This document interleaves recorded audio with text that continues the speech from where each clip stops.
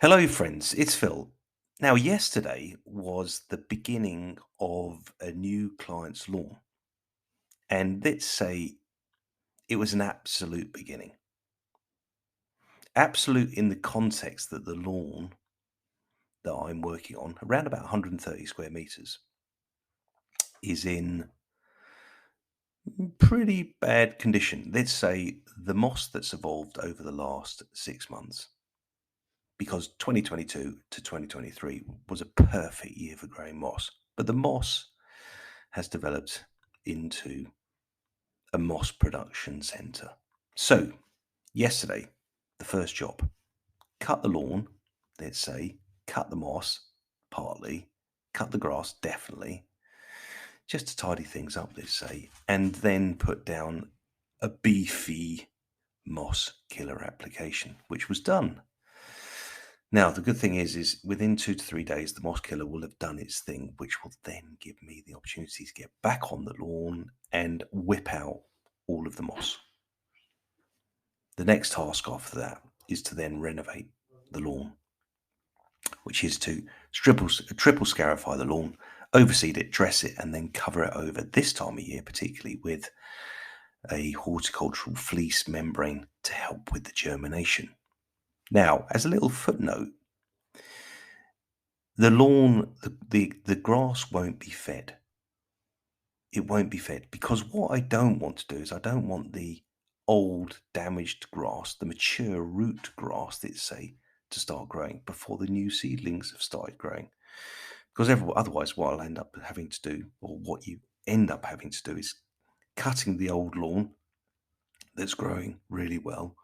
And in doing so, you probably hoover up some of the seed that hasn't germinated correctly. So, being patient and thinking about this carefully, the trick is, or the thing that I'm going to do is, after the moss killer, do the scarification, drop down the overseeding, dress it off, and then leave the whole thing for 2 to 3 weeks to germinate. At which point, the germination sheets come off, and my friends, I will then give the lawn two particular feeds. I'll give it a spring summer feed, slow release, just to help the existing lawn and the new seedlings throughout the next 10 to 12 weeks. But also, I'm going to give the lawn a little concoction, a little soup of root development stuff to help the roots develop on the new grass, on the seedling grass, let's say. All things being well, within 4 to 6 weeks, we should have a lawn back in relatively good condition, yet slightly immature.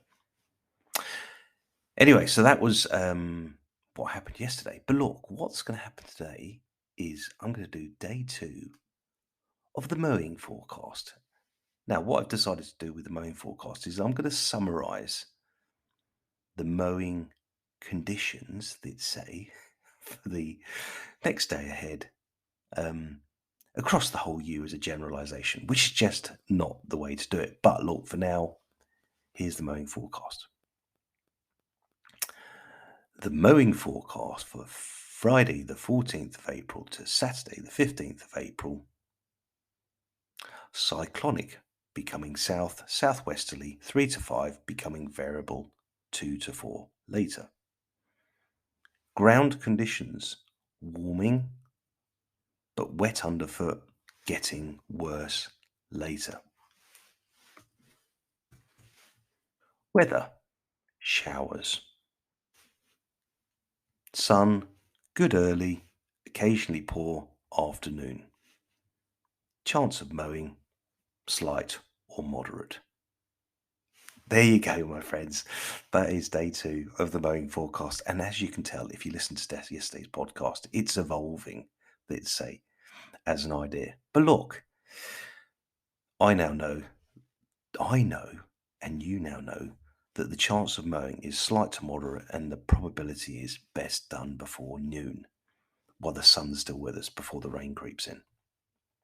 Anyway, look, that's all for now. I'll catch you again soon. Thanks for listening. to the mowing forecast. Take care. Ta-da, bye.